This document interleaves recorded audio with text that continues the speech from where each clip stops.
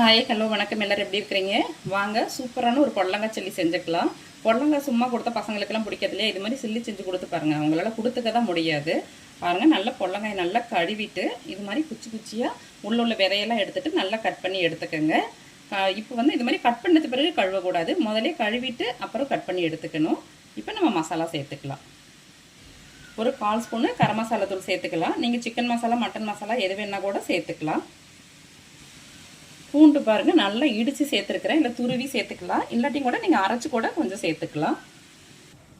கொஞ்சமாக ஒரு தனி மிளகாத்தூள் ஒரு 1/2 ஸ்பூனுக்கு சேர்த்துக்கலாம்.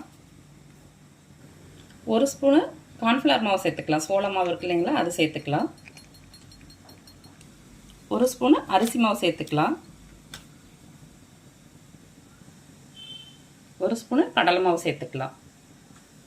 தேவையான அளவுக்கு உப்பு சேர்த்துக்கோங்க. நான் ஒரு 1/2 ஸ்பூன் சேர்த்துருக்குறேன். பார்த்துட்டு சேர்த்துக்கோங்க. இப்போ எல்லாத்தையும் சேர்த்து நல்லா கலந்துக்கலாம். இது ரொம்ப நேரம் ஊற வைக்கணும். நீங்கள் தண்ணி ஃபஸ்ட்டு தெளிக்க வேண்டாம், பார்த்துட்டு தெளிச்சுக்கோங்க. ஏன்னா புடலங்காயிலேருந்து தண்ணி ஊறும். இது ரொம்ப நேரம் வைக்க முடியாது. பிசைஞ்சு கொஞ்சம் சட்டுப்பட்டுன்னு போட்டுடணும்.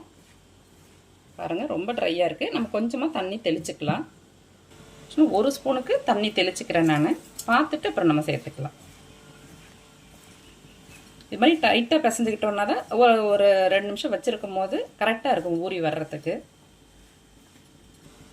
பாருங்கள், இந்தளவுக்கு மசாலா ஒட்டி இருந்தால் போதும். பொடலங்காய் கொஞ்சம் வழவழன்னு இருக்கிறதுனால மசாலா ஒட்டுறது இப்படி தான் இருக்கும். இப்போ ஒரு 2 நிமிஷம் ஊறட்டும். பாருங்கள், நல்லா 2 நிமிஷம் மசாலா சேர்த்து ஊற வச்சாச்சு. அப்போவே பாருங்கள், நல்லா கரெக்டான பக்குவத்தில் இருக்குது. மசாலாலாம் சேர்ந்து கொஞ்சம் ஈரப்பதமாக இருக்குது பாருங்கள். ஏன்னா புடலங்காயில் தண்ணி வரும். இப்போ வந்து நம்ம நல்லா பொரிச்சு எடுத்துக்கலாம். எண்ணெய் சட்டி ஊற்றி எண்ணெய் காஞ்சிட்ருக்குங்க. நம்ம கொஞ்சம் கொஞ்சமாக போட்டுக்கலாம். சேர்த்து போட்டுறதுங்க, இப்படி தனித்தனி பிரித்து போட்டுக்கலாம்.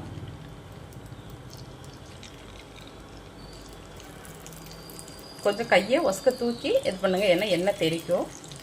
இப்படி ஒவ்வொன்றா போட்டு பொரிக்கலாங்க. பாருங்கள், நல்லா பொரிஞ்சிட்ருக்கு. எண்ணெயெல்லாம் இழுக்காமல் ரொம்ப நல்ல கிறிஸ்பியாக இருக்கும். ஆனால் கொஞ்சம் நேரத்தில் சாஃப்ட் ஆகிக்கும். நம்ம அப்படியே பொரிச்சு எடுத்தோடனே சாப்பிட்டோம்னா ரொம்ப நல்ல க்ரன்ச்சியாக இருக்கும். நல்லா ரெடியாச்சு. இப்போ நம்ம எடுத்துக்கலாம். பாருங்கள், நல்ல மொறுன்னு சூப்பரான புடலங்காய் சில்லி. இது மாதிரி மற்றதெல்லாம் நம்ம பொரிச்சு எடுத்துக்கலாங்க. சூப்பரான புடலங்காய் சில்லி ரெடியாச்சு. நீங்களும் இது மாதிரி செஞ்சு சாப்பிட்டு ஆரோக்கியமாக இருங்க. Okay, bye, thank you.